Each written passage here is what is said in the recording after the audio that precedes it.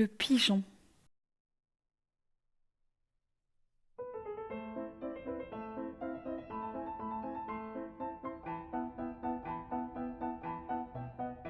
Clochard du ciel, machine à fiente, bourreau des balcons, à quoi sert-il?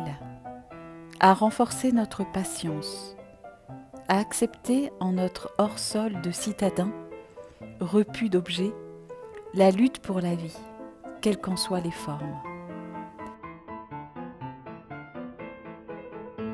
Mangeur de miettes, nuances de gris, 1000 pas perdus. Il semble égaré, perdu, errer dans la ville sans aucun but. Allant de gauche à droite, son allure semble peu assurée. On le chasse 100 fois, il revient 101 fois, saccageur de jardinières, se foutant de nos poires quand il arrive à ses fins.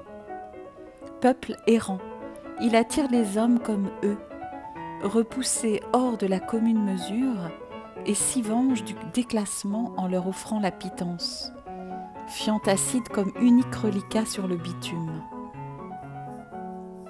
Après avoir connu l'exode des campagnes, le pigeon revient sans cesse au même endroit dans la ville, vivant désormais dans une prison à ciel ouvert, incapable de s'éloigner d'une pitance misérable.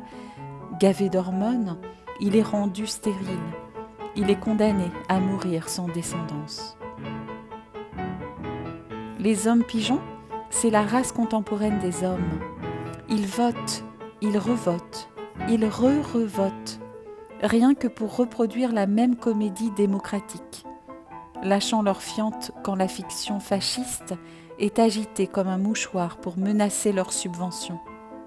Ils avalent tout, leur esprit aspirateur broyant les contradictions, pour les réagencer en permanence défenseurs du capital quoi qu'il en coûte. Empêtré dans son quotidien, l'homme pigeon se sacrifie, un peu plus encore sur l'autel, s'anesthésiant encore et encore avec des programmes virtuels, loin d'une nature ressourçante et régénérante. Il passe sa vie, endormi, les yeux ouverts.